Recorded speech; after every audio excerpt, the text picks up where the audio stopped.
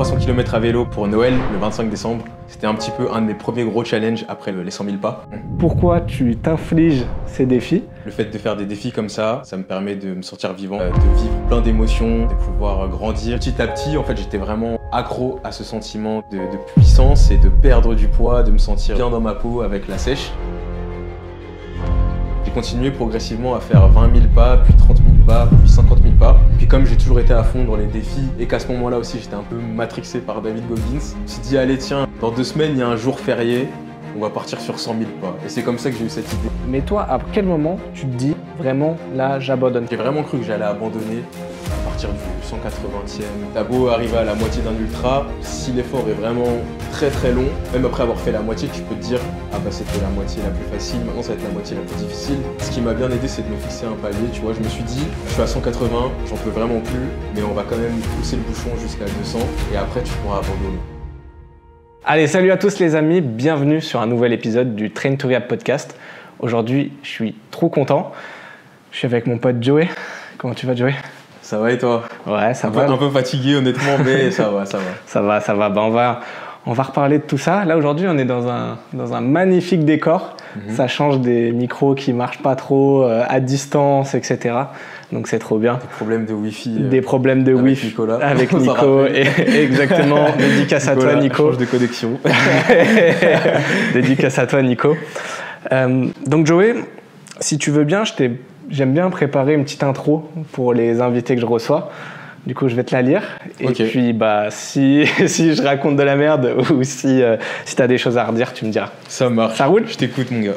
Bon, du coup, Joey, c'est une rencontre assez improbable. On était au même lycée, de la même génération, et pourtant, c'est 8 ans plus tard que nos chemins se recroisent, au moment où il commence à s'intéresser à l'endurance. Et là, je découvre une véritable machine. D'habitude, c'est moi qui fais mal à mes potes quand ils se mettent au vélo.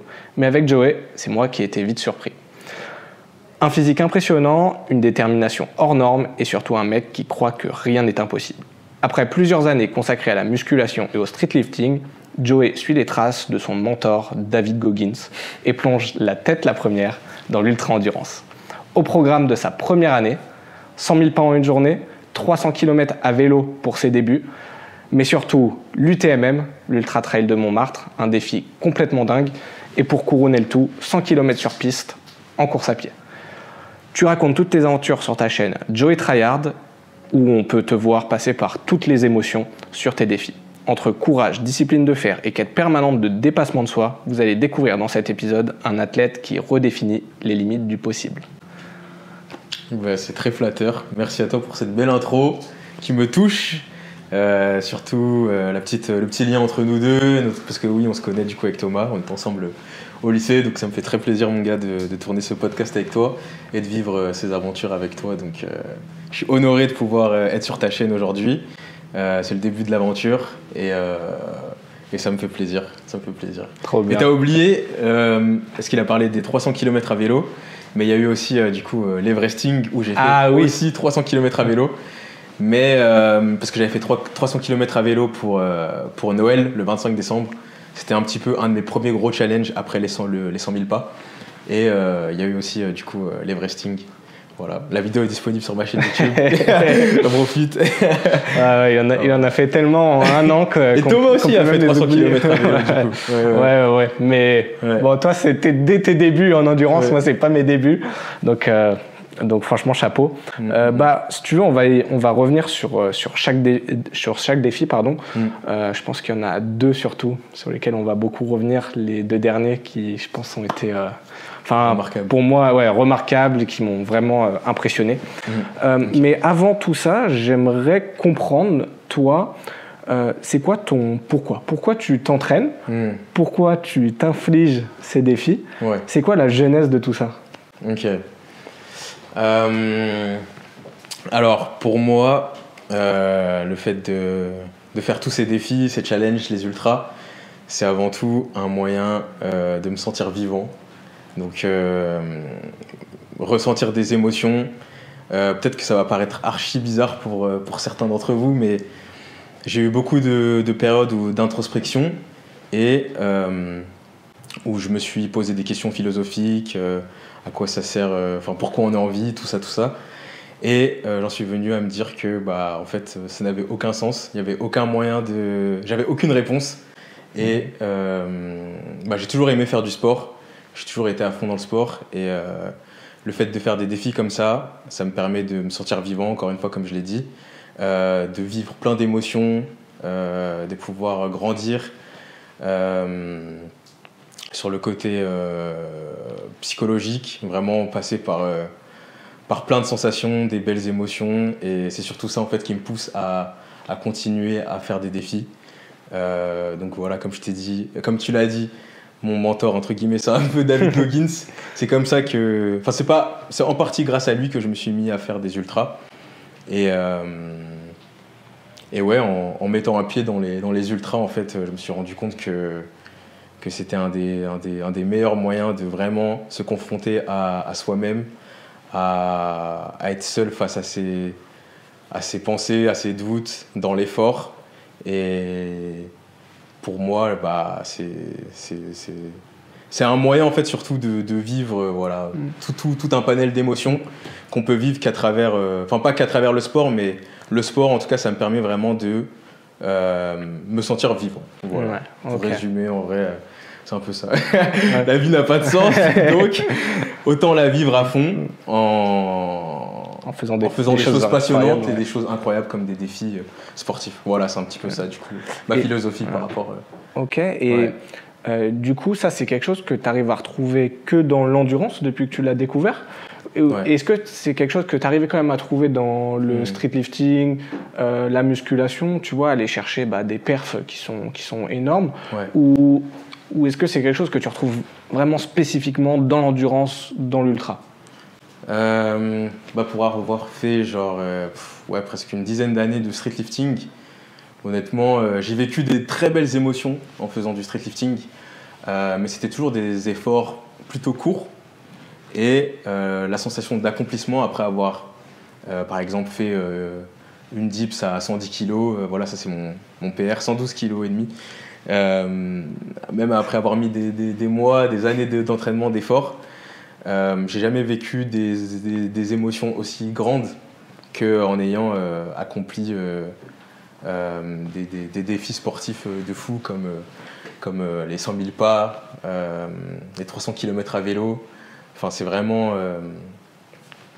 je dirais pas que c'est que dans les ultras qu'on peut vivre ça, mais c'est beaucoup plus en ayant fait des ultras que j'ai vécu ce genre d'émotions. Mais c'est surtout que ça fait très longtemps que je fais du streetlifting et je me suis un peu lassé, donc j'avais besoin de vivre et de découvrir. De renouveau. De renouveau, voilà, c'est ça, de voir d'autres choses. Ça roule. Et tu vois, quand on lit le livre de David Goggins, par exemple, moi, c'est vraiment... les gars, franchement, je vous le conseille. Tous ceux qui font du sport, même si vous ne faites pas des ultras, même si vous faites juste du sport, plaisir à côté, franchement, je vous le conseille. C'est vraiment une leçon de vie, une claque, ce livre. Mais lui, son pourquoi, c'est parce qu'il a... Pour sortir, en fait, de sa situation... Quand il était jeune, vous verrez dans le livre, je ne vais pas vous spoiler, mais il a une situation jeune très difficile, etc. Est-ce que toi, c'est quelque chose que tu as eu plus jeune ou alors pas du tout? Ouais. Non, moi j'ai eu une enfance assez normale, en vrai, par rapport à Goggins. J'ai été bien élevé, j'ai eu des parents aimants, un entourage super cool, des amis aimants, des gens qui m'aiment. Mais j'ai jamais eu vraiment... ce pourquoi vraiment très profond et intense qui m'a poussé vraiment à faire tout ce que je fais maintenant, tous mes défis sportifs. C'est vraiment juste l'amour, la passion du sport. Et si quand même je pourrais dire que j'ai très vite été passionné par le sport en voyant mon père, parce que mon père il est militaire et à mes yeux j'ai toujours été admiratif de mon père en le voyant tous les soirs faire des pompes avant d'aller dormir, tu vois, genre avant d'aller se coucher, avant d'aller prendre sa douche pour aller dormir. Ça m'a mis un déclic un peu. Le voir pareil courir tous les jours, j'ai pas vraiment de pourquoi, c'est surtout la passion. C'est lui qui t'a planté la graine du sport en fait. Exactement. Tout jeune. Ouais. Trop bien. Et c'était quoi tes sensations quand t'es passé justement du monde du street au monde de l'endurance. Est-ce que tu as eu des difficultés quand tu t'es senti sur tes premiers entraînements? Ah, les premiers entraînements, c'était... En vrai, alors moi, comment ça s'est passé pour expliquer comment j'ai fait pour passer du street lifting à l'endurance. En fait, c'était en été 2024, donc l'année dernière. J'étais toujours à fond dans le street lifting, à fond dans la musculation, le bodybuilding, avec Maxime. On avait notre arc. Dédicace, Maxime aussi. Maxime, mon gars, Mex JR. Et donc à ce moment-là, j'ai fait une sèche, j'ai perdu 7 kilos. Je suis passé de 87 kilos à... Non, de 86 kilos à 79 kilos à peu près. Et j'ai eu une très belle définition physique, donc j'étais beaucoup plus sec. Et à ce moment-là, je marchais énormément, tu vois, je faisais 20 à 30 000 pas par jour. Et à côté de ça, donc j'avais ma copine qui courait quasiment tous les dimanches. Donc moi, j'allais l'accompagner avec elle, presque pas tous les dimanches, mais un dimanche sur deux, tu vois, on allait courir ensemble. Et à force de courir avec elle comme ça, et en même temps de sécher, petit à petit, à force de courir avec elle le dimanche, je me suis rendu compte que j'étais beaucoup plus à l'aise parce que je perdais du poids, alors que je faisais pas tant de cardio que ça, pas tant d'endurance que ça. Tu fais quelle taille juste pour... Je fais 1m73. Les auditeurs, donc 1m73 pour 79 kilos à l'époque. À l'époque, ouais, c'est ça. Donc, donc ça vous montre aussi le buffle que c'est. Une petite photo là de Joey torse nu. Allez, go. Et donc du coup, un jour je l'accompagne comme ça, on est parti courir ensemble. Donc du coup j'étais passé à mes 79 kilos et je cours avec elle à son rythme et je me sentais super à l'aise, vraiment tellement bien que je lui dis bah vas-y, je me sens chaud, je te laisse vite fait, j'ai envie de courir un peu, tu vois. Donc je commence à courir et tout. Et dans ma tête, j'ai eu un espèce de déclic. Vraiment, j'ai eu l'impression, alors que j'avais presque aucune expérience, que je pouvais courir Dans ma tête, je me sentais super puissant, super léger, tellement à l'aise que je me voyais courir un marathon, je sais pas. Genre, je me disais, ok, j'ai l'impression que je peux courir un marathon, là. Avec ma condition actuelle, j'avais vraiment cette sensation-là. Et c'est un petit peu comme ça que j'ai mis un pied dans l'endurance. Et après ça, petit à petit, en fait, j'étais vraiment accro à ce sentiment de puissance et de perdre du poids, de me sentir bien dans ma peau avec la sèche. Donc j'ai continué progressivement à faire 20 000 pas, puis 30 000 pas, puis 50 000 pas. Et puis comme j'ai toujours été à fond dans les défis et qu'à ce moment-là aussi j'étais un peu matrixé par David Goggins, je me suis dit allez tiens, dans 2 semaines il y a un jour férié, on va partir sur 100 000 pas. Et c'est comme ça que j'ai eu cette idée de faire 100 000 pas. Finalement, c'était un peu le défi originel, ça, celui des 100 000 pas, c'est lui qui a lancé tout le reste. Ah ouais, c'est lui qui a tout lancé. Toute ma DA, elle vient ici. Les 100 000 pas, je te jure, c'est ça, ouais. Yes. Et du coup, tu l'as couru, le marathon. Parce que je me souviens, au tout début, il a dit, bon, j'ai pas forcément l'entraînement pour, mais là, je me sens bien une après-midi, je vais aller courir un marathon. Tu peux nous raconter ça? Ouais, je peux vous raconter, c'est marrant, en vrai, de vrai. Alors du coup, le marathon, je sais plus c'était quand, mais c'était après les 100 000 pas. Donc c'était en septembre, je crois, si je dis pas de bêtises. Et donc à ce moment-là, je m'étais mis un petit peu plus sérieusement à courir. Donc je courais peut-être 2 fois par semaine. J'avais aucune expérience, je savais pas comment m'entraîner. Donc à chaque fois que j'allais courir, je faisais des sorties à pleine balle, quasiment. Je connaissais pas tout ce qui était zone 2, EF. J'avais l'impression que la progression, elle était liée à l'effort. Donc je faisais des 10 km à fond. Voilà. Et un jour, un midi, sur ma pause du travail, puisque j'allais courir le midi, parce que moi je suis facteur, donc on a beaucoup de temps de pause. Et je m'en vais courir 10 km. Voilà. Ça se passe super bien. Je me sens à l'aise, mais pas plus que ça en vrai. Un 10 km tranquille, mais j'étais un peu fatigué après ça, tu vois. Et je reprends le travail, je finis ma journée. J'avais pris de la caféine. Ça, c'est un peu important de le préciser parce que je prends jamais de caféine. Peut-être que c'est à cause de ça. J'ai pris de la caféine, donc je rentre du travail vers 17h à pleine balle à vélo et je me dis, punaise, je me sens trop bien, j'ai envie de retourner courir. Donc je rentre chez moi, je dépose mes affaires, je prends mes affaires, je repars pour aller courir. Et je prends mon casque, ma musique. Je pars sur 10 km en direction de Manille. Et là, je me dis, bon, allez, aujourd'hui, je vais courir un marathon. Voilà, comme ça, un petit peu par hasard. je me suis chauffé à courir un marathon et puis bah, j'ai couru ce marathon. Enfin, j'ai pas réussi vraiment à courir la distance d'un marathon. J'ai couru 39 km. Ça s'est plutôt bien passé.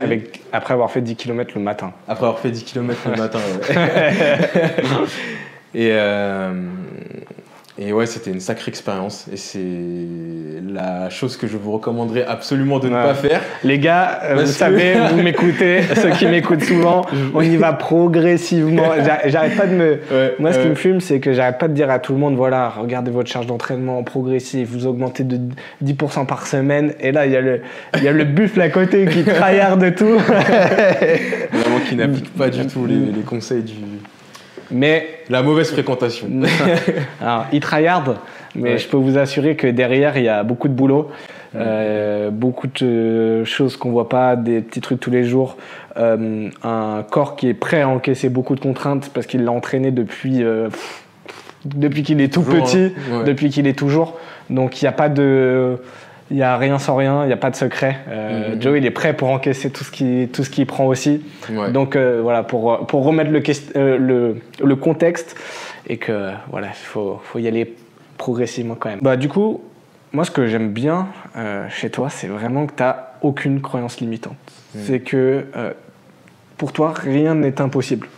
Tu vois, est-ce que c'est quelque chose que tu as toujours eu ou alors que tu as forgé au fur et à mesure, peut-être avec David Goggins, avec différentes fréquentations? Ouais.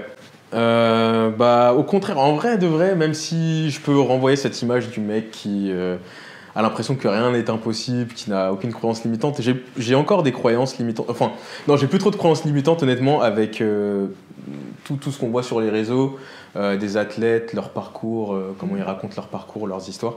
J'ai un peu déconstruit tout ça, mais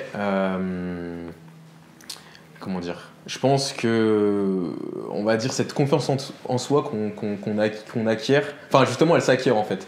Elle s'acquiert à force de réussir à faire des choses qu'on pensait impossibles.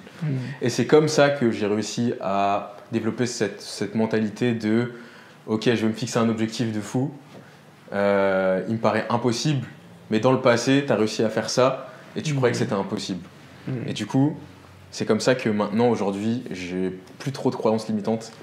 Et en voyant tout ce que j'ai réussi à accomplir, c'est un petit peu comme l'histoire des cookies, là, tu sais, avec David Goggins dans son livre, là, il parle de la boîte à cookies. La boîte à cookies, t'es qu'à 40% en fait de ce que tu peux faire. Ouais. Et non, moi je pensais pas trop à ça. Je sais pas si tu. Enfin, c'est plus. Se sert de. Ah oui, ok, je vois. Oui, t'as toujours un souvenir qui, quand t'es dans le dur, ça va être ton réconfort et ça va permettre de dire, ok, j'ai fait ça, donc. Exactement. Mais du coup, d'accéder aux ressources que t'as, des ressources que t'as en plus, quoi, que tu connais même pas. C'est ça. Et voilà, donc c'est à force en fait d'efforts, à force de s'être confronté à cette difficulté-là, ces moments de doute pendant certains défis que je me suis fixé moi-même, parce qu'en vrai, je ne m'étais pas forcément inscrit à des cours, c'était des objectifs perso. D'ailleurs, faites des défis perso, les gars, si jamais vous n'êtes pas obligé de dépenser des centaines d'euros dans des dossards. Bon, allez-y justement progressivement, comme on a dit avec Thomas, mais voilà, c'est aussi un moyen de pouvoir se dépasser. Faites-le avec des potes. Moi, j'adore ça. Ok. Et t'as eu des échecs ? Ouais. J'ai eu des échecs. Alors, le gros échec, ce sera un petit spoil aussi du coup, mais vas-y, je vais le dire. L'Everesting. L'Everesting, c'est... Attends, est-ce que j'ai eu... Ouais, j'ai eu d'autres échecs. J'ai eu l'Everesting et il y a eu un jour aussi dans ma programmation pour courir les 50 km. Je devais faire une sortie longue à plus de 30 km.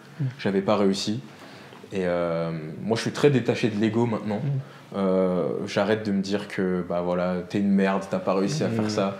Les discours pessimistes, j'ai arrêté. Faut savoir écouter son corps, faut savoir faut savoir comprendre qu'on n'est pas des machines aussi. À certains moments, même si tu regardes le parcours des meilleurs, ils ont beau avoir accompli des trucs de fou, même eux, les premiers, ils ont peut-être dû réitérer l'expérience plusieurs fois avant d'arriver à réussir des défis qui s'étaient fixés. Voilà, on pourrait encore citer David Goggins. Je crois qu'il a échoué 2 fois son examen. Enfin, la Hell Week pour devenir un Navy SEAL. Donc voilà, moi aussi j'ai échoué du coup à l'Everesting. Je m'étais fixé comme objectif de faire justement le dénivelé positif de l'Everest à vélo sur une durée de 24 heures. Je pensais même faire plus honnêtement parce que j'avais vu le record du monde, je savais que c'était 20 000. Bon, c'était pas mon objectif de faire le record du monde, mais j'ai même pas réussi à faire les 8000. Mais je l'ai très bien vécu, franchement je l'ai très bien vécu. Je suis très vite passé à autre chose en me disant que déjà j'étais peut-être pas assez préparé, ça aussi c'est important. Et c'était une expérience quand même comme une autre, on apprend toujours en fait, malgré les erreurs, on a toujours quelque chose à apprendre et en tirer des conclusions positives. Voilà. Ouais, carrément. Yes. Et là on va revenir sur tous tes défis parce que je pense qu'il y a tellement de trucs que tu as vécu, Ouais. Ça va être hyper intéressant. Mm-hmm. Mais quand tu fais ce genre de défi, c'est quoi vraiment pour comprendre, c'est quoi ton mindset? Est-ce que quand tu pars, tu penses qu'au moment présent? Ouais. Est-ce que tu penses à la fin? Est-ce que tu as parfois des petites voix dans la tête, tu sais, le petit ange et le petit démon qui peuvent te parler? Ouais. C'est quoi un petit peu ton état d'esprit? À quoi tu penses? Est-ce que tu es sûr de réussir, tu vois, à chaque fois? Alors, ça dépend de quel défi. Les 100 000 pas, par exemple, j'étais plutôt assez sûr de moi. Je sentais que j'allais pouvoir y arriver. Parce que contrairement à de la course à pied, je me disais, ok, c'est beaucoup plus facile de gérer son effort, c'est beaucoup moins intense. Même au niveau des contraintes, ça va être beaucoup moins traumatisant. Je me disais que j'allais juste devoir marcher, que ça allait être tranquille. Mais très vite, je me suis rendu compte quand même pendant le défi que en fait c'est pas si simple que ça. Je peux vous le garantir les gars. Joey parlait d'échecs, moi je l'ai échoué 2 fois ce défi. Et Joey était là tu nous raconteras après. Ouais, je vous raconterai après parce que je l'ai jamais publié, j'ai même pas mis en story ni rien. Mais c'est pas, ça paraît. Franchement, ça paraît un défi super simple comme ça. Ouais, mais j'ai fait des trucs qui paraissent beaucoup plus durs. Et je pense que Joey a fait des trucs qui paraissent beaucoup plus durs, qui au final sont peut-être pas aussi durs, quoi. Enfin, au niveau ressenti. Je suis d'accord, hein. Franchement, je suis d'accord parce que, pareil, je suis complètement d'accord avec Thomas. J'ai fait des défis qui paraissent beaucoup plus durs que ça. En fait, c'est tellement long et non, c'est spécial. Franchement, les 100 000 pas, les gars, c'est une dinguerie. Ah là là là là. Et du coup, là, sur ton état d'esprit, donc là, tu nous disais que là, tu savais que tu allais le réussir, celui-là. Même si, bon, il y a eu un petit moment de down. Bon, on se connaît sur ce genre d'épreuve. Mais après, sur le reste, sur les autres défis, c'était quoi ton état d'esprit? Est-ce que tu pars le matin, tu te dis, c'est bon, je sais que je vais le réussir tout le temps? Ou alors, des fois, voilà, tu as ces petites voix, ces choses-là? Ouais. Alors pour quasiment chacun des défis, honnêtement, j'étais plutôt confiant, à part l'UTMM, j'ai envie de dire. L'UTMM, quand même, je partais complètement dans l'inconnu. Pareil pour l'Everesting. Honnêtement aussi, l'Everesting, j'y suis un peu allé trop dans l'inconnu même. Je pense que j'avais pas assez de stratégie. Et c'est peut-être ça qui m'a fait du coup foirer le challenge. Mais au niveau de mon état d'esprit, généralement, je suis quand même assez confiant. Ou alors, franchement, je me mets pas trop de pression. Si ça passe, ça passe. Hein. Bah, finalement, c'est ça la réponse stylée. Hein. C'est en fait peut-être que chaque épreuve est une expérience. Et surtout, en plus ça va être dur, plus ça va être long. Je pense que plus l'expérience acquise, même dans l'échec, elle est immense, quoi. Et même, je pense que au-delà du sport, de l'entraînement et tout, même humainement, ça doit. Enfin, t'apprends énormément de choses. Là, du coup, on a évoqué l'UTMM. Pour nos viewers qui ne savent pas ce que c'est l'UTMM, est-ce que tu peux leur expliquer un petit peu? Ouais. Alors, l'UTMM, c'est une course inventée par Alexandre Boucher et qui est Casquette Verte, un ultra-trailer parisien. Et du coup, il a inventé une course qui s'appelle l'UTMM. Et le concept, c'est de faire 271 allers-retours dans les escaliers de la rue Foyatier, donc qui mène au Sacré-Cœur de la basilique de Montmartre. Donc voilà, 271 allers-retours, en termes de chiffres, ça correspond à 80 km. Et alors attendez, je me rappelle plus du dénivelé. C'est 10 000, non? Autour de 11 000. Ah ouais. 11 000 et quelques. Ouais, presque 12 000 même. Presque 12 000 mètres de D+. Donc et des moins. Un Everesting plus, mais en courant, en marchant, en montant des escaliers, quoi. En montant des escaliers. Donc vous imaginez, il faut finir ça en moins de 25 heures. 25 heures 12, je crois. Voilà, c'est ça. Donc pendant... Vas-y, du coup, tu vas nous raconter un petit peu ton aventure. Et déjà, c'est un défi que tu avais pointé du doigt depuis longtemps? Bah, je l'ai un peu pointé par hasard. Enfin, j'ai eu un peu l'idée par hasard parce que j'avais envie de faire un défi un peu intermédiaire entre... Je voulais faire un ultra de plus de 50 km et de moins de 100 km. Et finalement, avec le dénivelé, je pense que c'était bien plus difficile que de courir 100 km. Mais je m'en foutais un peu. Comme je t'ai dit, je partais avec... En fait, j'ai eu l'idée parce que j'avais un abonné qui m'avait envoyé un message qui voulait faire... Il voulait faire un challenge avec moi. Et moi, il faut savoir que j'adore faire des challenges. En fait, dès que je vois l'occasion de pouvoir faire un challenge parce qu'il y a un jour férié, je me dis ah bah tiens, il y a un jour férié, ça fait un jour de récupération en plus, donc pourquoi pas en profiter pour faire du contenu et faire un défi. Et donc j'avais un abonné qui s'appelle Mathéo, qui est maintenant un ami, qui m'avait envoyé un message pour me dire qu'il était chaud pour faire un défi avec moi, tu vois. Et j'ai vu qu'il y avait un jour qui allait tomber, qui allait être férié, et je lui ai envoyé un message. On a réfléchi tous les deux à des défis qu'on pouvait faire, et j'avais déjà entendu parler de ce défi-là. J'avais même fait une vidéo là-dessus.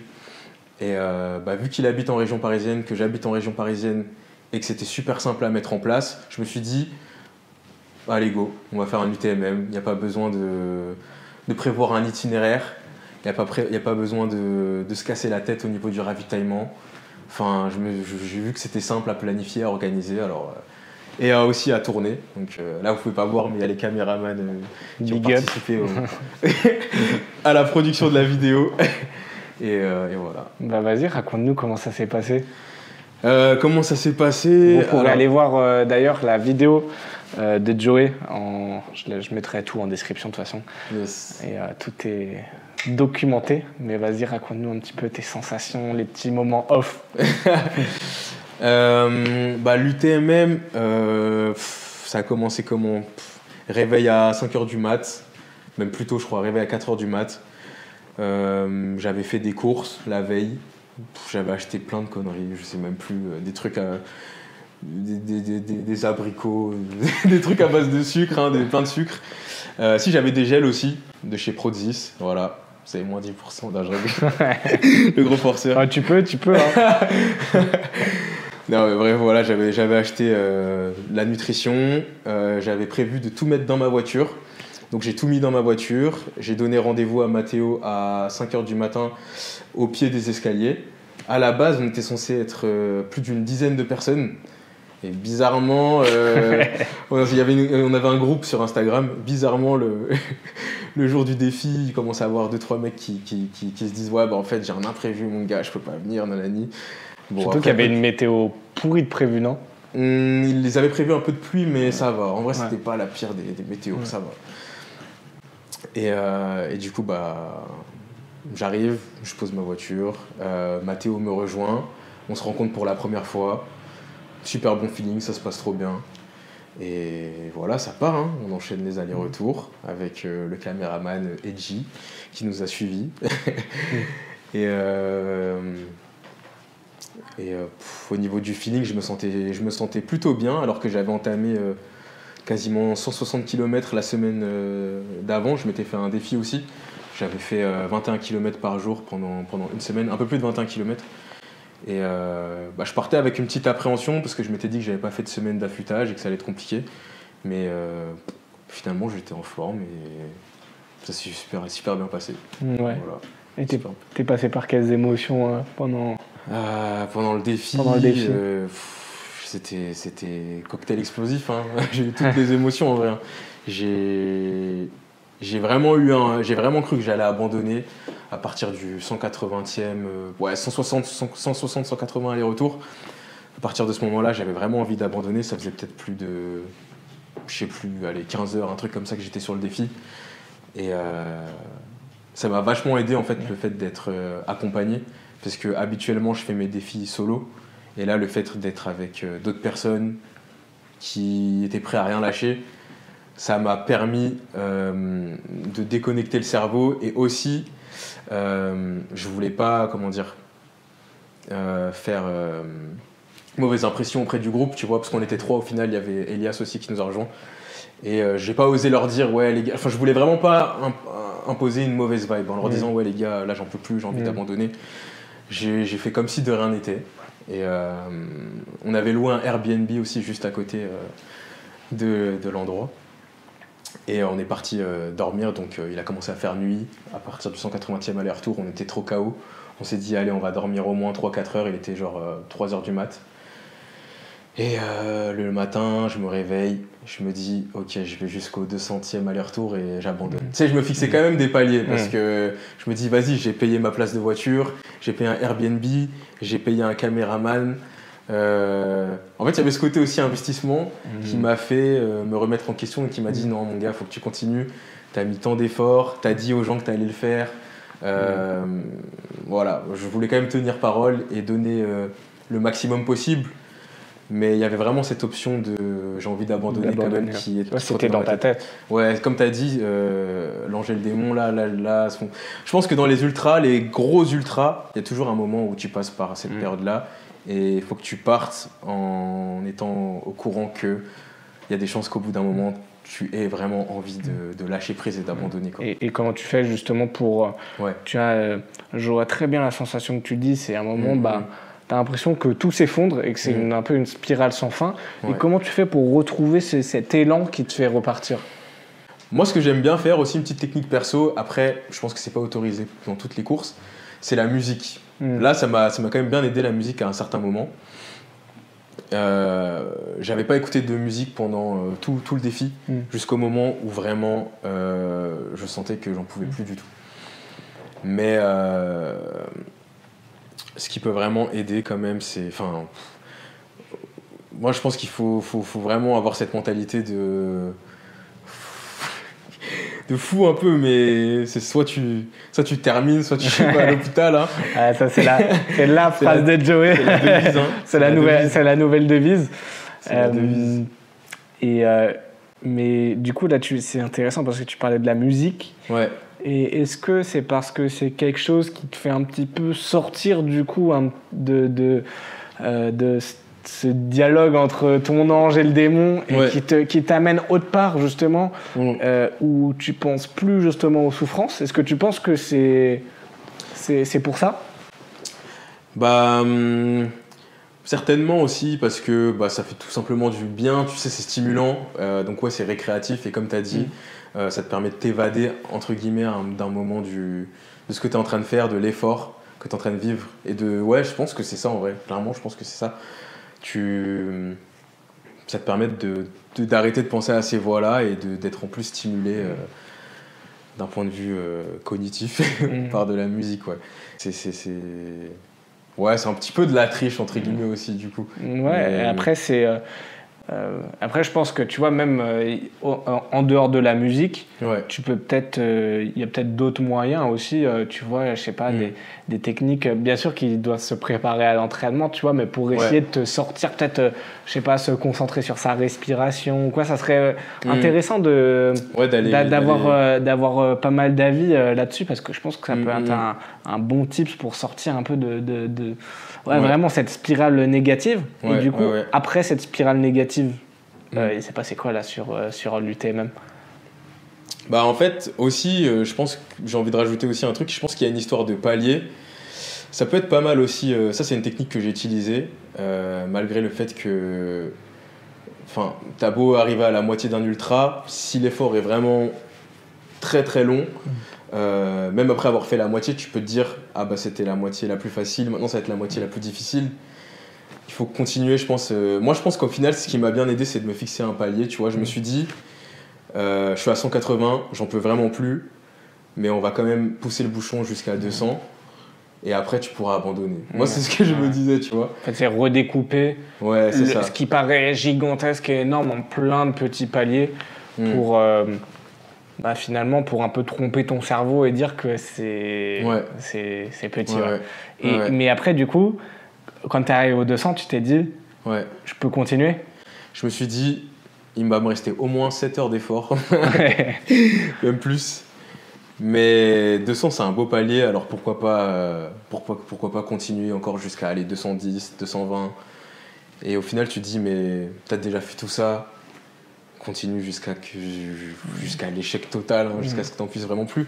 Sauf qu'au final, après, tu te rends compte que en fait, t'étais juste en train de te raconter un peu des histoires, parce que quand plus t'arrives de la fin, et plus tu te dis, ah, mais c'est bientôt fini.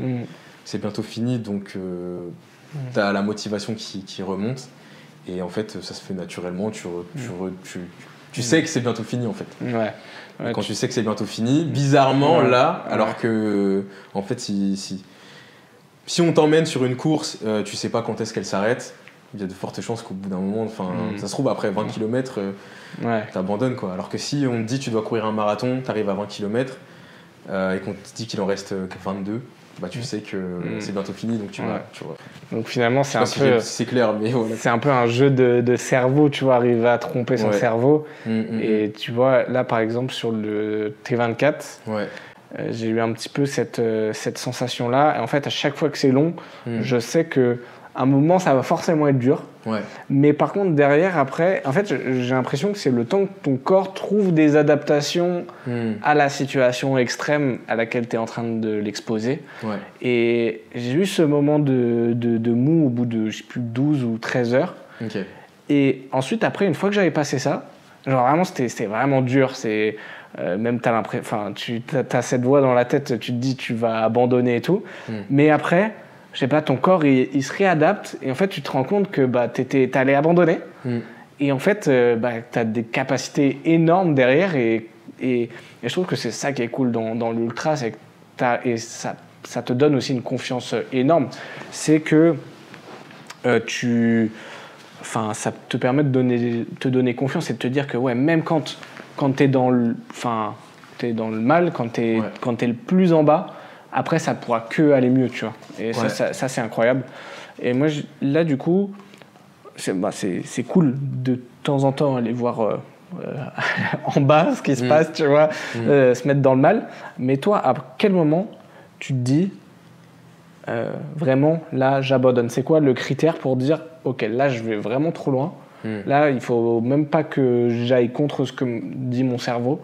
Là, il faut que j'arrête le défi et je le recommencerai une autre fois. Ok.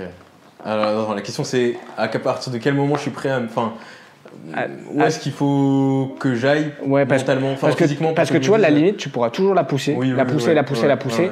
Mais est-ce que toi, tu as un moment où tu te dis non, là, c'est bon, je réessayerai une autre fois. Là, je suis allé trop loin. Si j'ai envie de me préserver ma santé aussi, c'est pas grave, j'abandonne, je recommence. Ok. Du coup, ça m'est jamais vraiment arrivé d'abandonner vraiment dans ce cas-là, mais je pense que j'abandonnerai. Enfin, si, ça m'est déjà aussi arrivé quand même, peut-être sur une séance par exemple d'entraînement, même juste à l'entraînement. Comme j'ai la mentalité entre guillemets tryhard, de dépassement de soi, tout ce que vous voulez, mais faut quand même être intelligent à certains moments si tu sens vraiment que. Mais ça, faut l'avoir vécu aussi un peu. Pousser le bouchon tellement loin jusqu'au moment où tu te blesses pour plus tard à l'avenir savoir apprendre de ses erreurs et se dire je sais pas moi par exemple sur une course ou à l'entraînement même, si tu sens vraiment une douleur inhabituelle ou vraiment très inconfortable au point de te dire ah ouais là j'ai vraiment mal et qu'il n'y a pas d'enjeu derrière, je veux dire, s'il n'y a pas ta survie qui est mise en jeu, ou vraiment, c'est pas une question de vie ou de mort, les gars, moi, c'est dans ce genre de cas que je m'arrêterai pour me dire, par exemple, même encore hier, là, honnêtement, j'ai fait une sortie course à pied, donc je me suis blessé en randonnée la semaine dernière en vacances. J'ai tapé un caillou tout bêtement avec mon pied et je me suis fait mal au gros orteil. Et hier, je me suis dit, bon, je vais aller courir. Je me sentais bien. J'ai retapé mon pied contre un caillou. Ça m'a fait mal. me suis dit, ok, ok gros, t'as mal, bah tu sais quoi, tu vas pas faire le con. Donc bah, j'ai pas forcé plus que ça. C'est pas je considère pas ça comme un abandon. J'ai pas été impacté au niveau de l'ego en mode ah ouais t'es nul, t'as pas fait la séance comme t'as dit que t'allais faire. Non, bah, je trouve ça intelligent et au contraire je sais que je vais revenir plus fort. Je vais trouver des alternatives pour me renforcer. Donc là cette semaine je vais mettre en place du renfort. Je vais aller à la piscine, je vais nager. Et je vais pas courir, voilà. Je vais marcher, si je sens que je peux aller courir, j'irai courir, mais sans trop forcer au point de me blesser parce que c'est juste de l'usure en fait. Petite interruption pour vous rappeler que j'aide les sportifs blessés à reprendre la course à pied sans douleur. Donc si tu es dans ce cas de figure et que tu as envie de faire un bilan, d'avoir une programmation et un accompagnement 360 degrés où on va regarder ton alimentation et ton sommeil également, n'hésite pas à aller voir le lien dans la description pour réserver un appel avec mon équipe. Allez, on reprend l'épisode.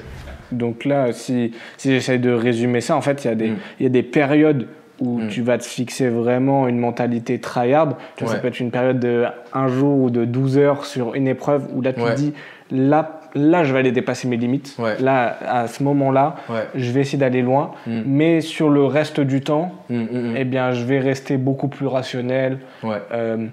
M'écouter entre guillemets, mais c'est-à-dire parce que aussi tu te connais, parce que tu as été poussé de bouchon. C'est Nicolas Rigaud que j'avais interviewé la dernière fois qui me disait ça aussi. C'est plus tu te connais, plus tu vas arriver et plus tu auras poussé ce bouchon loin, plus tu vas arriver à voir la limite et du coup derrière à être intelligent sur ton entraînement, sur ta préparation, etc. Et donc moi tu me dis si je me trompe, mais là c'est un peu ta mentalité. C'est 100% ça. Hein. Et c'est vrai que même parce que Thomas il est en train de dire là, ce que tu es en train de dire là, je l'ai écouté et je l'ai vu dans ton podcast, donc je pense que ça m'a peut-être aussi orienté dans ma réponse. Mais je suis tout à fait d'accord avec ce qu'a dit Nicolas du coup. Et je sais pas si j'avais déjà cette mentalité avant de voir le podcast, mais en tout cas ça m'a beaucoup influencé sur ma façon de voir les choses et je pense comme ça. Donc je pense que je serais quand même capable, tu vois, d'aller parce que je suis en train de dire ça et c'est vrai que c'est comme tu as dit, c'est sur une période on va dire plutôt des entraînements où je sais que j'ai pas de grosses échéances avant un certain temps. Si je sens que je me sens mal, je repousserai ma séance ou je la réadapterai ou je la revoirai à la baisse. Mais sur le cas, par exemple, d'un jour où je me suis fixé un défi, si vraiment j'ai investi, j'ai mis des moyens, etc. Par exemple, je sais pas si tu me vois sur un backyard, le but d'un backyard ultra quand même, les gars, c'est d'aller... Là, il faut qu'on en trouve un. Si Backyard Infinity Trail, si vous avez des places pour nous, on est là. Pour 2026. Pour 2026, let's go. Let's go. Mais ok, yes, carrément. Donc voilà. Et sur parce qu'on a parlé là pas mal du coup du défi, du TMM, on va revenir sur les 100 km aussi parce que c'est le tout dernier, c'est le petit bébé là, c'est tout frais. Mais tu t'entraînes comment pour les défis comme ça? Est-ce que tu vas suivre un plan vraiment structuré qui est fait pour atteindre cet objectif-là?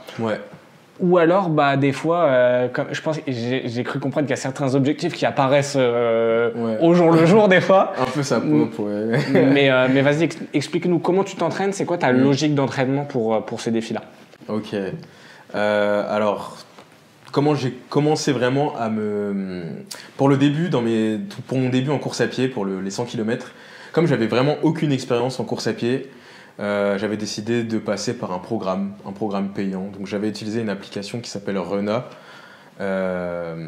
qui allait justement me faire un programme vraiment pour pas que j'ai cette charge mentale justement à aller chercher des informations à droite à gauche, même si après je suis parti chercher des informations. Et j'avais pas non plus les moyens pour investir et payer un coach, avoir un suivi, etc. Et j'avais un ami qui a déjà couru un marathon, donc qui s'appelle Rudy, et lui il avait utilisé Campus Coach et Rena. Il a utilisé les deux et il a dit qu'il a trouvé Rena plus intuitif. Donc je me suis dit allez, toi t'as utilisé Rena, t'as dit que c'était cool, j'ai fait pareil.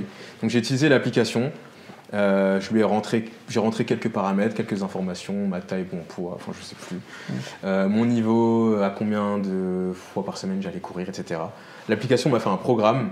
Au départ, je voulais vraiment qu'elle me fasse un programme pour courir 100 km à la fin de l'année. Donc on était à cette époque-là en janvier.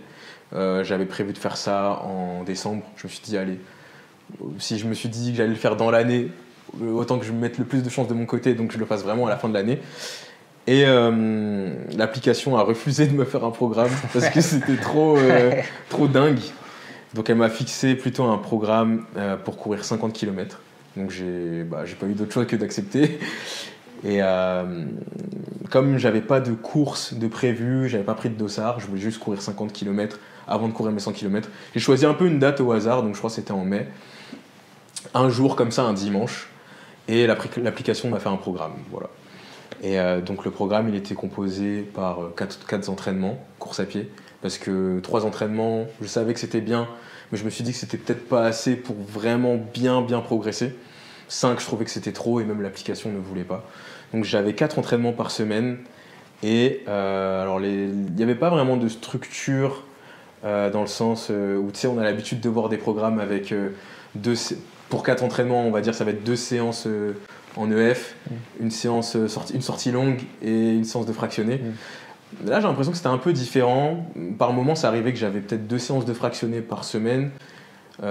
C'était pas exactement la même structure d'entraînement. Des fois, j'avais du tempo, des fois, j'avais du fractionné, des fois, j'avais du fractionné sur 200 mètres, des fois, c'était sur du 800 mètres. Enfin, bref. Mais ouais, donc j'avais 4 entraînements par semaine comme ça. Avec des semaines de charge et de décharge. Et voilà.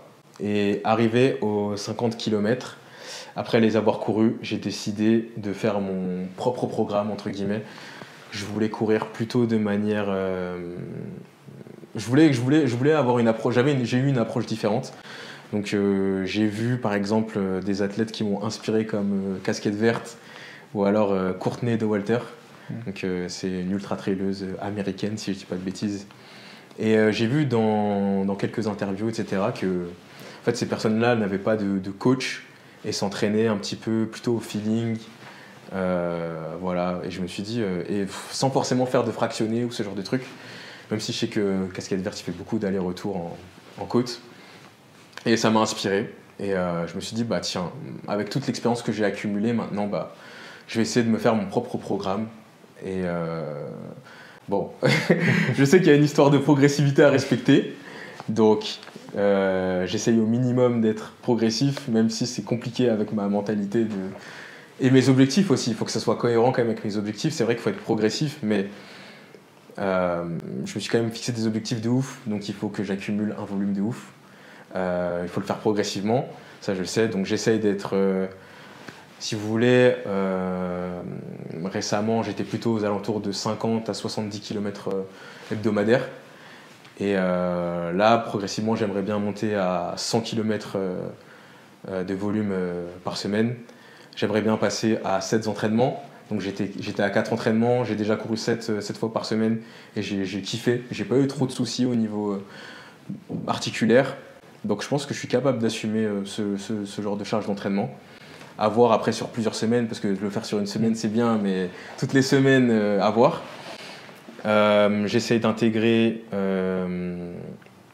2 séances, 1 à 2 séances de renfort bas du corps par semaine. Au niveau de la musculation, parce que je fais toujours de la musculation, alors là en ce moment j'y vais tous les jours après le travail.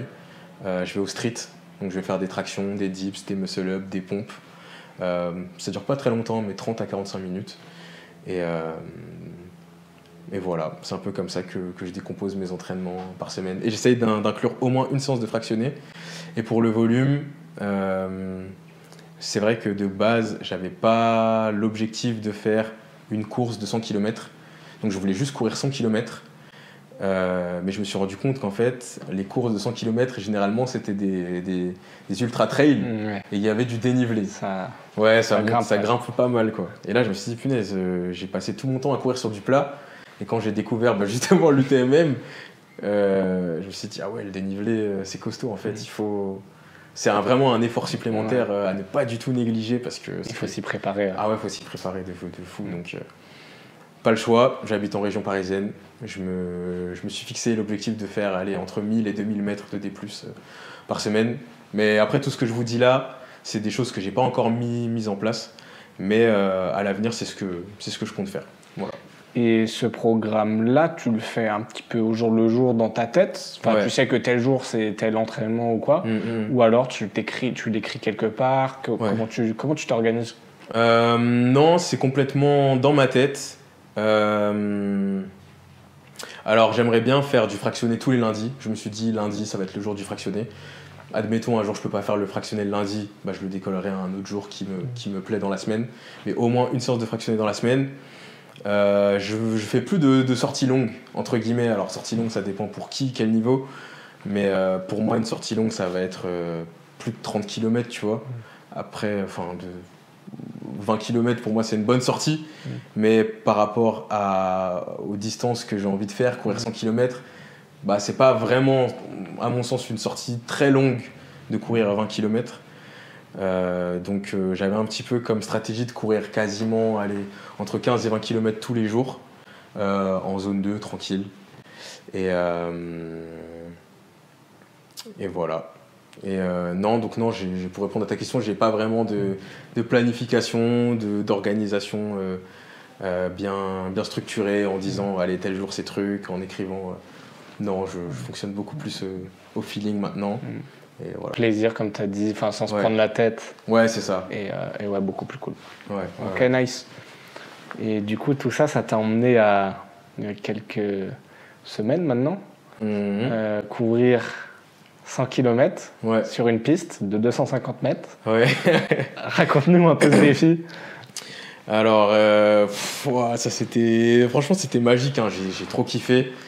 Ce que j'ai le plus kiffé dans cet événement, c'était parce que c'est vrai que c'était pas du tout prévu que je cours 100 km aussitôt. Ça arrivait un peu par hasard. Donc, encore une fois, après avoir fait l'UTMM et en ayant partagé cette expérience avec 2 personnes, j'ai eu envie encore une fois, de me challenger. Comme je t'ai dit, c'était un jour férié. J'avais envie de refaire un défi avec Mathéo et Elias. Et très vite, je sais plus comment, mais on est parti sur un 100 km sur piste. Donc j'ai fait une petite story Instagram. J'ai proposé à des gens pour voir s'ils étaient motivés de nous suivre dans cette aventure. Et ce que j'ai le plus kiffé, c'est que on était 7-8 à participer à cet événement, à cette course. Et j'ai trop kiffé. J'ai trop kiffé. Bon, attends, faut que je bois un peu d'eau là parce que je commence à plus être trop lucide. Désolé les gars, je suis archi fatigué. Je pense que ça doit se voir. Je reviens de vacances, là, je suis KO là. T'as fait la fête? Non, j'ai même pas fait la fête en plus, mais j'ai fait de la randonnée justement. Après les 100 kills, tout ça, là, j'avoue, je suis KO. Et du coup, là, sur les 100 kills, t'es passé par les mêmes émotions que l'UTMM ou c'était complètement différent? Non, c'était beaucoup moins intense et beaucoup plus fun. J'ai beaucoup plus pris mon pied en vrai que... parce que déjà, on était beaucoup plus nombreux. Donc ça, c'était vraiment cool. C'était beaucoup moins difficile aussi. Les conditions météorologiques, elles étaient bonnes. Il faisait beau, mais il faisait pas trop chaud. On a couru de nuit, donc il faisait beaucoup plus bon, il faisait frais. Je me sentais bien. J'avais pris une bonne semaine cette fois-ci de récup, une bonne semaine d'affûtage. J'avais pu aller au spa. Franchement, j'avais mis toutes les chances de mon côté. J'avais mangé super bien, donc j'étais frais.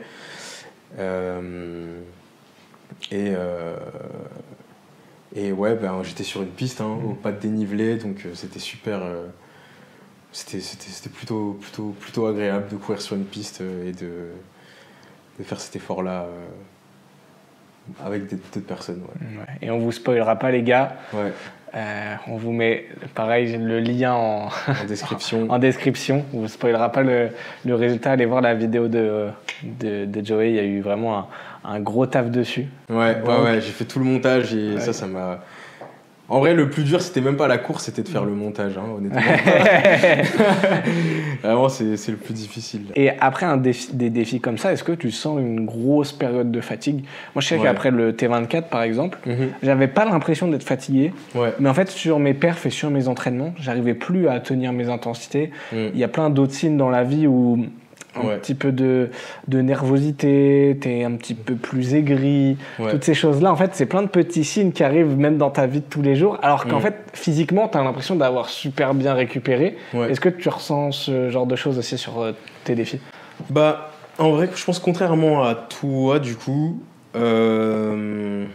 moi, ça va parce que généralement, en fait, ce qui se passe après avoir fait ce genre de gros défi, c'est que en fait si je suis ouf.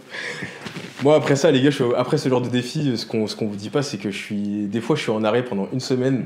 Je suis en arrêt maladie pendant une semaine. Après l'UTMM, je l'ai croisé peut-être une semaine après, et il m'a dit jusqu'à hier j'étais en béquille encore. Ah ouais non mais ah ouais non les gars, moi, j'avoue en fait après ce genre de défi, moi je suis vraiment mort. Pareil, après les 100 000 pas, j'avais dû prendre une semaine d'arrêt complète, d'arrêt maladie. C'était impossible pour moi de poser le pied par terre sans crier. Je vous jure, j'avais trop mal, vraiment trop mal. Donc voilà, ça montre clairement un manque de préparation. Mais bon, encore une fois, c'est ce qui me fait vibrer, c'est ce qui me fait kiffer. Et donc oui, au niveau physique, moi je mets vraiment beaucoup de temps à récupérer après ce genre de challenge. Et soit je suis en arrêt maladie. Pour les 100 000 passes, pour les 100 km, ça va, j'ai pas eu à prendre d'arrêt maladie. Mais j'ai eu le week-end pour me reposer, donc j'ai pas bougé du week-end. J'étais chez moi, tranquille, pépère.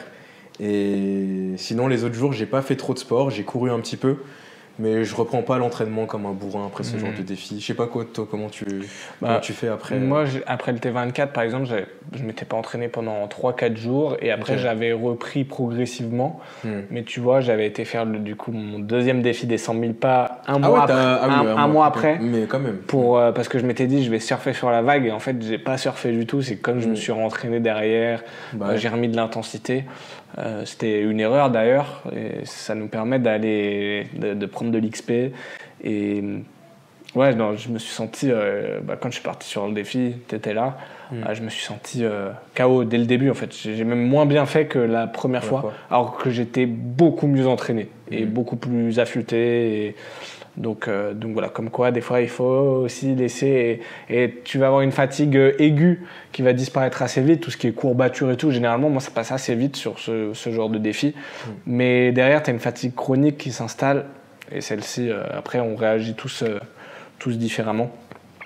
Mais ok, c'était quoi ton moment le plus dur cette année-là? Ben, je crois que c'est maintenant. Les gars, je vous jure, je crois que c'est maintenant. C'est le podcast? Je sais pas, non, c'est pas le podcast. Là, j'avoue, honnêtement, je pense que ça doit se sentir, ça doit se voir, mais je suis épuisé. Et j'ai l'impression que c'est un petit peu le retour de bâton, comme tu dis. Un petit peu insidieux, que tu vois pas venir, qui s'installe doucement. Et là, en ce moment, il se passe plein de choses dans ma vie, j'enchaîne. Beaucoup de travail, beaucoup de charge mentale, des trucs qu'on voit pas forcément, mais c'est vrai que la création de contenu, moi je pense que c'est ce qu'il y a de plus difficile pour moi honnêtement. J'adore faire ça, mais faire les challenges, c'est pas ce qu'il y a le plus difficile. Et là en ce moment j'ai enchaîné pas mal de gros challenges, et en plus derrière, faire de la création de contenu, répondre aux messages, t'as des sollicitations, t'as du stress qui se rajoute en fait par-dessus. Voilà, une vie qui peut paraître sans stress et de se dire il a que ces défis à faire, mais même après toutes les sollicitations et tout. Mais après au repos, hein. Un moment aussi, il y a des périodes de l'année où je pense qu'il faut savoir. Il y a des périodes pour être genre ultra actif, mais je pense qu'on peut pas être ultra performant toute l'année. Et je pense que même tous les pros, ils ont toujours une période où ils sont un peu off, en vacances, où ils vont toujours avoir une activité sportive, hein. Mais même il y en a certains, ils vont faire complètement d'autres sports pour changer d'état d'esprit. Donc là tu sens que t'as besoin de ça. Et pour rebondir sur ce que tu disais aussi, je sais qu'il y a plein d'athlètes qui font ça aussi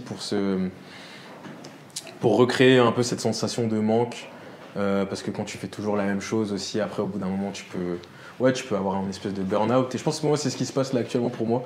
Je sens que j'ai besoin de voir autre chose, de faire peut-être un peu autre chose aussi que de faire que de courir. Parce que c'était ça moi l'objectif principal de cette année, courir 100 km. Et j'ai fait que courir, j'ai kiffé j'ai pas kiffé chaque moment mais j'ai kiffé.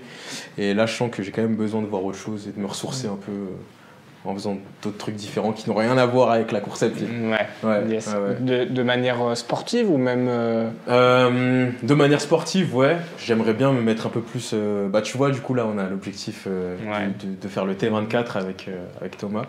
C'est l'annonce. C'est l'annonce, voilà. Je l'avais pas annoncé, mais il sera annoncé ici.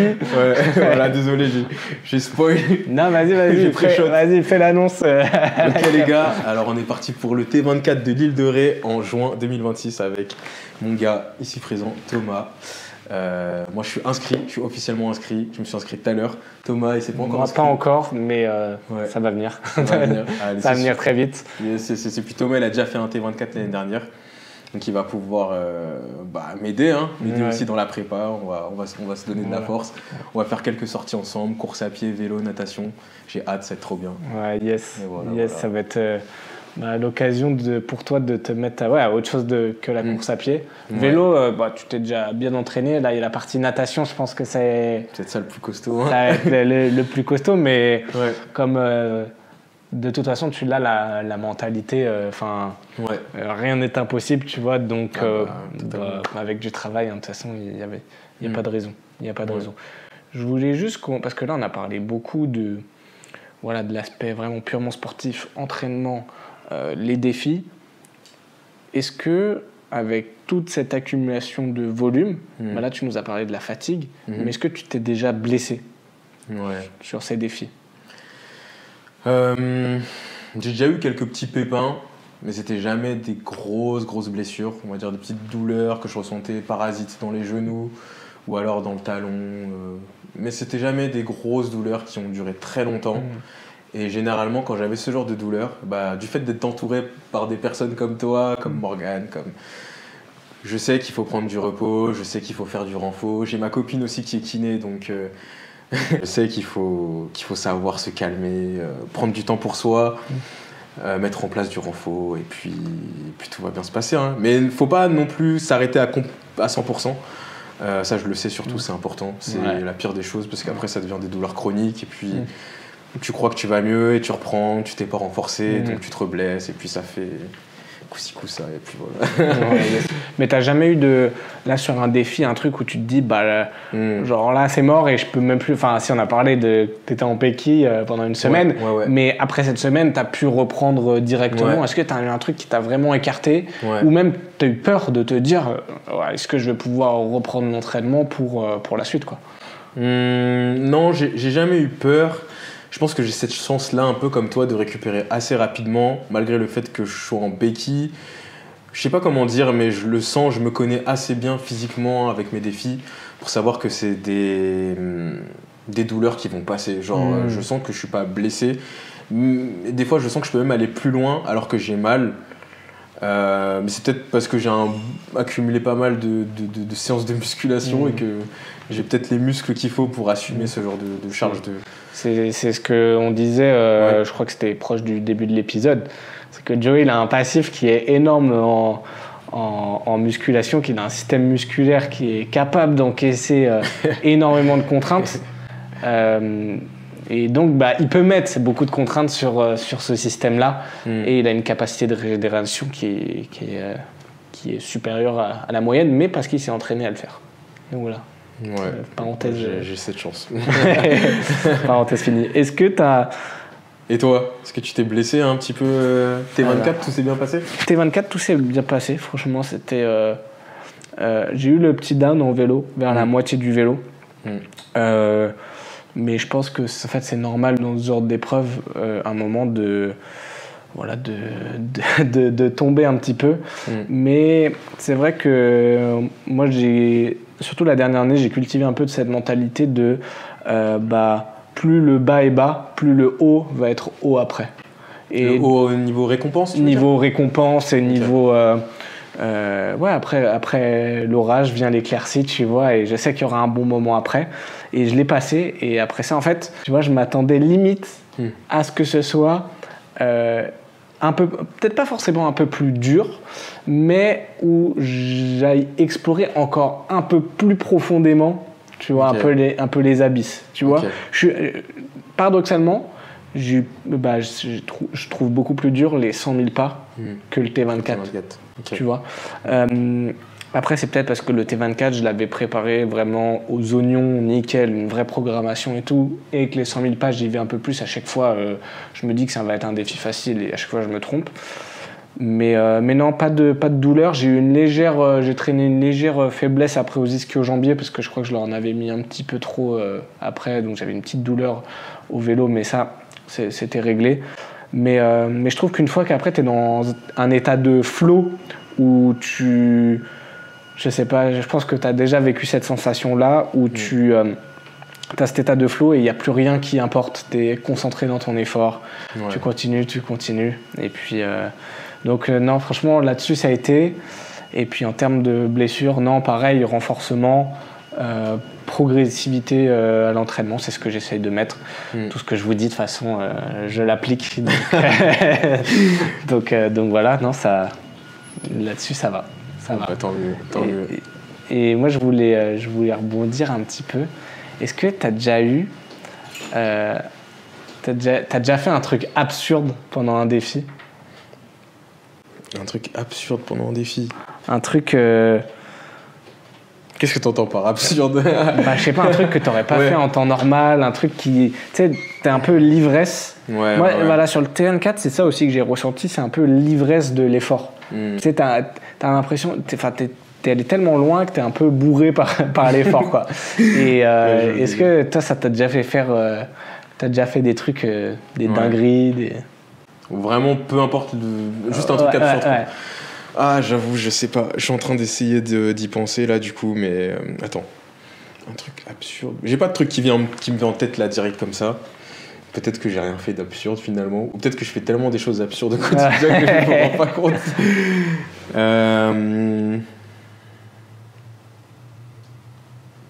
Non, j'ai pas d'anecdote croustillante là. Ok, ça, désolé. Les viewers, désolé.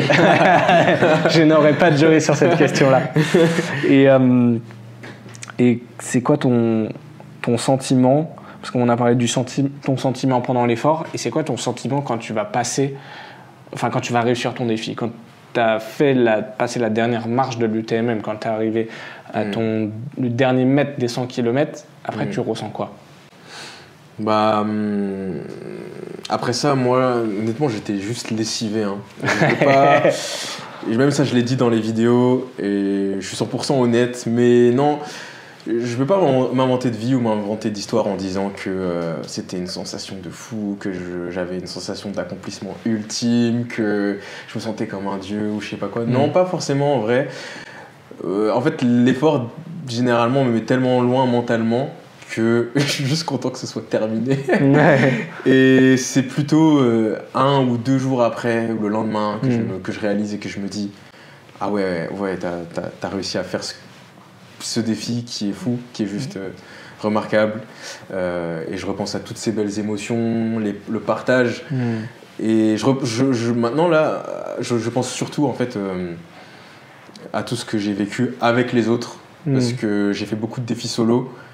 Et le fait de le faire avec les autres, en fait, maintenant, ça m'a vraiment donné envie de réitérer l'expérience et de faire ça, de réorganiser en fait d'autres défis et de partager cet amour. C'est trop puissant avec d'autres personnes. Ouais, genre, je referais partager des choses, des souvenirs. Ouais, j'ai compris que c'était ça qui avait le plus beau pour moi et qui a le plus d'importance à mes yeux. Maintenant, c'est vraiment l'expérience humaine. En fait, c'est tellement beau.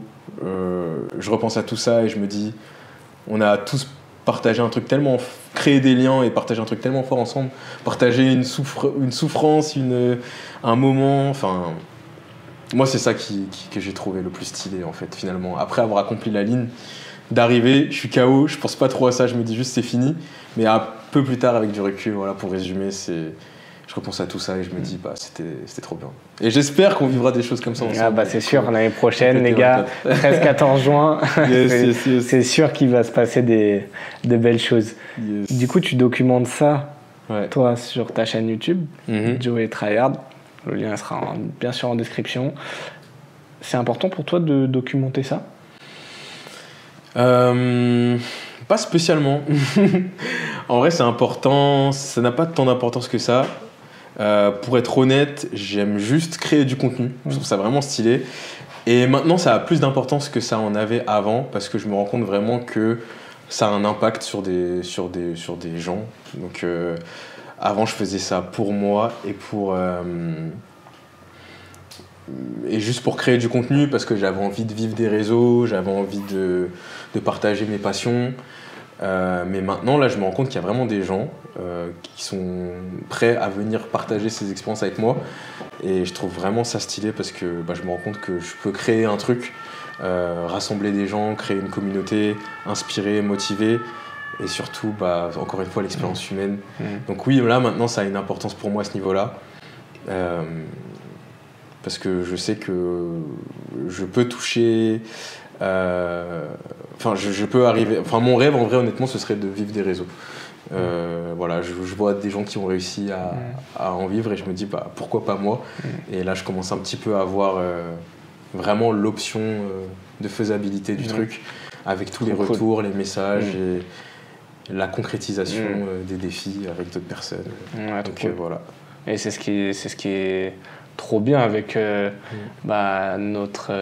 qu'on est en train de vivre sur les réseaux sociaux, c'est que par exemple c'est Elias et Mathéo, tu les aurais peut-être pas rencontrés s'il n'y avait pas eu les réseaux, s'il n'y avait pas eu ces choses-là, et au final tu crées du lien et tout, donc c'est fou. Donc c'est surtout pour cet aspect communauté, créer du lien, rencontrer aussi des autres gens, que tu documentes ça, que tu documentes aussi d'autres épreuves, enfin que tu présentes d'autres épreuves sur plutôt là sur ton format court, où t'aimes bien présenter les épreuves, les différentes épreuves extrêmes que tu vas faire, que tu vas faire ensuite. Doucement, je les tease, Ça te fait ton travail de recherche pour les nouveaux défis. C'est vrai.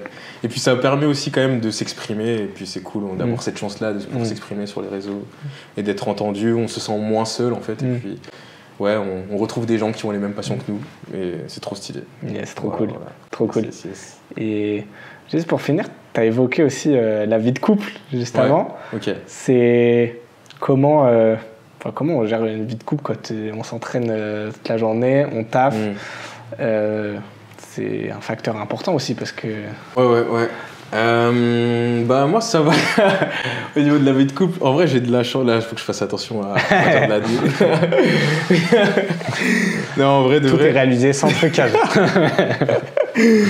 Non, en vrai ça va, moi j'ai de la chance parce que j'ai une copine qui comprend vachement, qui fait du sport aussi. Donc elle fait de la course à pied, elle va à la salle. Donc déjà à ce niveau-là, tu sais, elle me dit pas t'es trop matrixé dans ton truc. Enfin, j'ai toujours été à fond dedans, donc elle m'a accepté comme je suis. J'ai toujours été créatif, à être la tête sur les réseaux. Avant ça, je faisais de la musique. Donc elle sait que j'ai toujours eu mes délires et que par moment, il se pouvait que je m'absente, que j'aille faire mes trucs. Et elle aussi, elle est très indépendante, donc elle aime bien avoir son temps pour elle. Donc ce qui fait qu'en semaine, ça la dérange pas du tout. Si à certains moments je vais m'entraîner, elle est contente parce qu'au contraire, elle a la maison pour elle toute seule et je lui casse pas les pieds. Mais du coup, on se retrouve quand même pour... Moi j'ai de la chance aussi parce que je suis facteur, donc j'ai pas énormément de travail par rapport à... Enfin si, j'ai beaucoup de travail, mais j'ai des horaires assez... minimaliste on va dire. Je commence à 6h40, je finis à 12h50. Voilà. Je travaille un samedi sur 2 aussi, par contre ça c'est la contrepartie. Mais donc l'après-midi j'ai le temps de faire de la création de contenu, d'aller courir, d'aller m'entraîner. Le soir je passe du temps avec elle, on mange ensemble, on va se coucher. Donc voilà. Donc en vrai moi à ce niveau-là j'ai de la chance, c'est plutôt assez simple. Et elle est compréhensive et indépendante et voilà. Parfait. Voilà. Parfait. Et toi, comment c'est la vie de... Bah écoute, comme tu l'as dit, c'est aussi une question d'équilibre, tu vois. Faut arriver à donner du temps à la personne. Moi aussi, j'ai la chance d'avoir quelqu'un qui me soutient dans tous mes projets, que ce soit professionnel, la partie entrepreneuriale et la partie sportive. Donc, tu t'entraînes avec elle aussi des fois ou pas? Non. Ça, j'ai oublié de le dire, mais c'est vrai que des fois, je vais courir aussi avec ma copine. Non, moi... Et à la salle aussi, on va ensemble. Donc, voilà. Non, moi, j'essaye de la mettre au sport, mais c'est pas encore le sujet bientôt le T24. Bientôt le T24. Hein, si tu m'écoutes, ma chérie. Elle sur la logistique. Mais par contre, elle m'accompagne sur la logistique, elle m'accompagne sur tous mes projets. Donc c'est quelque chose sur lequel... Enfin, moi, tous mes sujets de discussion vont tourner autour de ça, puisque je fais mon entreprise, elle est basée sur le sport, mon contenu est basé sur le sport. Quand je vais voir mes parents, notamment mon père, on parle de sport. Donc en fait, elle est habituée aussi à ce que les sujets tournent autour de ça, et franchement, pareil, elle m'épaule. C'est un réconfort aussi, je pense. Tu vois, pour un sportif, c'est pour ça que je voulais aborder cette question-là, parce que c'est aussi, c'est important, tu vois, de se sentir soutenu, parce que des fois, tu es seul, des fois, tu es face à l'échec, et quand tu as quelqu'un qui te soutient, eh bien, c'est vraiment positif. Évident. Donc, non, moi, il y a que du positif là-dessus, et ouais, c'est important. Et puis en plus, si comme toi vous pouvez partager la même passion, c'est encore mieux, quoi. Ouais. C'est encore mieux. Ouais. Du coup, c'est quoi le programme là pour les prochains jours, prochains mois, prochaines années? Le programme il est chargé là en ce moment. Le programme il est grave chargé. Alors au menu c'est parti un petit peu au hasard, mais je sais pas si t'étais au courant, mais je me suis inscrit à un 120 km. Ouais, j'avais vu. J'ai 40 boss. Comment ça s'est fait? J'ai reçu un message d'un mec qui s'appelle Willy dans mes commentaires. Et il a vu ma vidéo du coup des 100 km. Et il a commenté, Enfin, je sais plus, il a commencé à commenter qu'il allait courir un 120 km en région parisienne. Et là, directement, je me suis dit... Punaise, ça fait un moment que je voulais un peu concrétiser cette histoire de courir 100 km, mais il n'y avait aucune course qui me plaisait. Il n'y avait aucune course qui m'arrangeait. Soit c'était un peu trop tôt, soit c'était trop tard, soit c'était trop loin. Et j'avais aucune... parce que moi, je ne sais pas comment tu fais toi pour regarder, pour trouver tes courses. Mais moi, je vais sur le site Finisher. Je sais pas si tu connais. Ouais, je fais ça aussi. Ouais. Et après, souvent, c'est un peu du bouche à oreille, tu vois. Genre, le T24, j'allais directement sur le site où tu connais un pote qui fait telle course, du coup, tu vas t'inscrire. Ça sera un peu souvent comme ça que je fais la saison. Ok, bouche à oreille. Moi, du coup, c'est un peu bouche à oreille, là, pour le coup. Parce que j'avais aucune connaissance de cette course, je savais pas qu'elle existait, et encore moins en région parisienne. Tu vois, en région parisienne, moi, je me dis... je sais pas, je pensais pas qu'il allait avoir des ultra-trails en région parisienne. Je connaissais l'ultramarin par exemple. Je savais que c'était une course de plus de 100 km, enfin de 100 km. Je crois qu'il y en a une de 160 même. Ouais. Mais bref, c'était trop tôt dans l'année. Et après, c'est pas grave que ce soit loin, mais si c'est trop tôt, c'est sur le plan. Bref. Et voilà, donc je crois que je me suis senti pousser des ailes. C'est pas les 120 km qui me font le plus peur, mais les 5500 mètres de D+, qui vont avec. Ouais, costaud. Et là, franchement, les gars, ça va être un sacré morceau. Donc ça, c'est pour fin d'année, décembre. C'est vraiment là-dessus où je vais, on va dire, concentrer tous mes efforts. Et accessoirement, on va dire, en petite quête secondaire, je me suis inscrit à un 10 km. Ah, toi aussi, t'es inscrit du coup. 10 km de Montigny, s'il y a des abonnés. Yes. S'il y a des abonnés là-bas, on se verra. Sub 40, c'était ça? Sub 40, ce serait l'objectif. Ce serait l'objectif. Bon, on va essayer de se pousser. On verra où on en est dans la prépa, mais écoute, ça peut être un gros objectif. Ouais. Carrément. Parce qu'on peut tryhard même des choses très courtes. Ah oui. Et on n'est pas obligé de faire des ultra distances pour tryhard. Sur 10 km, sur 40 minutes, je peux vous assurer que vous pouvez passer par des émotions, sur des émotions intenses. Ah oui. Je trouve que limite un 10 km, c'est je sais pas si je dirais plus dur, mais que par exemple un T24, mais dans l'intensité où pendant 40 minutes, tu as vraiment le sang dans la gorge, alors que c'est une sensation que tu n'auras pas sur le T24 parce que tu vas beaucoup plus lisser ton effort. Ça va être plus quelque chose où tu vas sentir une fatigue globale, mais tu n'auras pas ce truc d'impression de t'appuyer sur l'accélérateur de ta voiture et en première et que ça peut lâcher à tout moment, quoi. Ouais, je pense qu'on est d'accord à ce niveau-là. C'est vraiment plus... Moi aussi, je trouve ça plus difficile en vrai d'être à 100% sur 10 km pendant 40 minutes plutôt que de faire un truc où tu peux gérer ton effort, lisser l'effort. Ouais. C'est les deux opposés un peu. Ouais, c'est ça. C'est ça. Opposés, et je pense que c'est, même quand tu fais du longue distance, je pense que c'est quelque chose qui est intéressant à aller travailler de temps en temps. Ah ouais. Le court distance, les intensités, parce que même déjà dans ton entraînement, ça va te permettre de mettre un petit peu d'intensité. Et tu vas découvrir d'autres choses, d'autres sensations, donc ça peut être vraiment cool. Ouais, bah, j'ai hâte. Hein. On te retrouve où, Joey, du coup, sur ta chaîne YouTube? Ouais, alors je suis le plus actif, c'est sur Instagram, donc Joey Tryhard, Joey avec un tiret Tryhard. Vous pouvez me retrouver aussi sur TikTok. Bon, TikTok, c'est la même chose que sur Insta en soi, mais je suis beaucoup plus beaucoup plus actif sur Insta. Et sur ma chaîne YouTube, c'est là où se passent les vrais trucs, les vraies choses, les défis. Si vous voulez me voir, on va dire sans filtre, venez sur YouTube. Voilà. Allez, au top. Merci Joey, c'était un plaisir. Gars. À la prochaine. À la prochaine.